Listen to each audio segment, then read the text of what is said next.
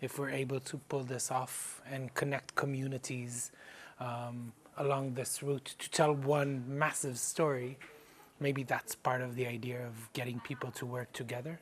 And in each city we will create more animals, and we will train local performers to animate the animals, to give them life, to create animals that are wild and elegant and frightened and ferocious, to run through the streets. When the idea is that these numbers will increasingly grow until we're testing our capacity and I stop sleeping and eating for 2 months.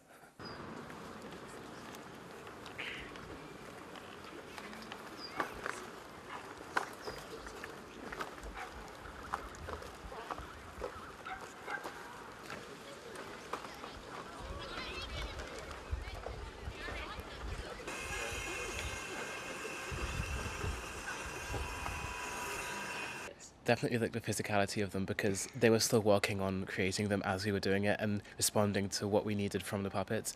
So sometimes like a leg would break or like would be hard to use, and they'd have to go and find a way to make them more usable, because they made these for the first time for us to use. So they weren't quite sure what we'd need to be able to move.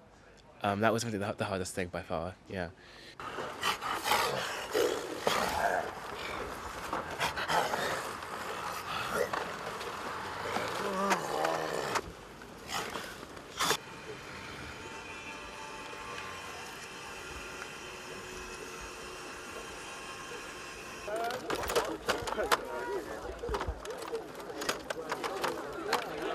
A lot of it was kind of picking up the puppet and seeing how they move and how the material reacts to what you do, and then kind of comparing that to the real animal.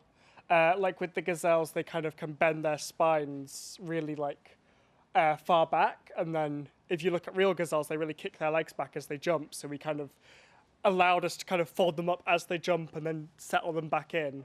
You know, so the puppet acted really nicely like the real thing, so yeah.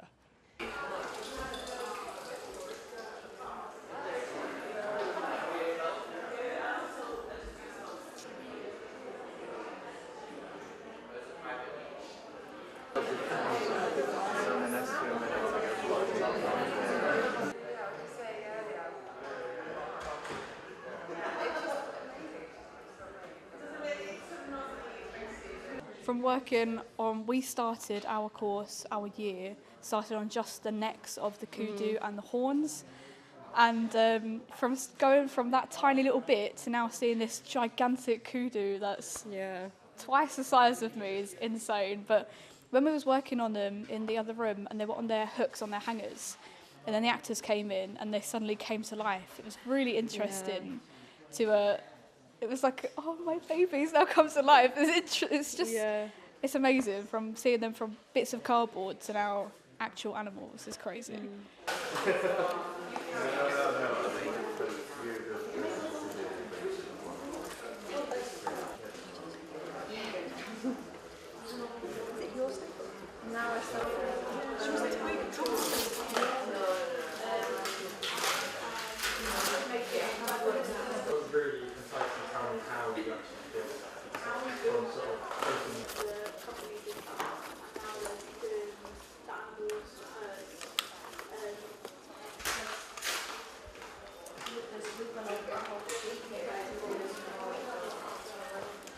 We try to keep it as like environmentally friendly as possible. Obviously, it's an environmental kind of statement that they're working with, so we've tried to keep it.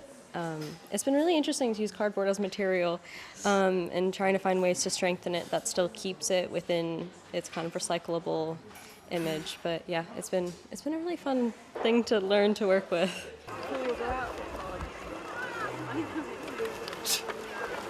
But you're slightly back.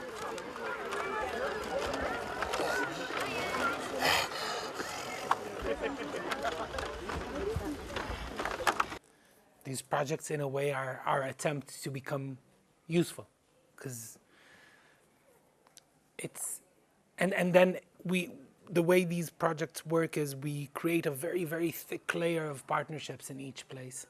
Climate activists, climate organizations, arts organizations, civic society. So we try and create an ecosystem, for lack of a better word. A nice environment. So can we be really animated?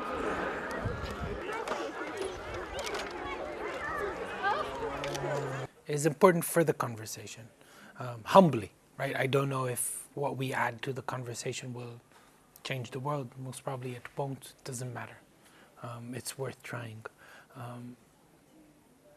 But the idea of creating a project that deals with climate change from an emotional stance, from a sensory experience, and not from this is the science, because I think we know. I think the problem is not lack of knowledge. I think the problem is we know so much we're becoming desperate, we're becoming defeated, but we need a good reminder of how beautiful nature is.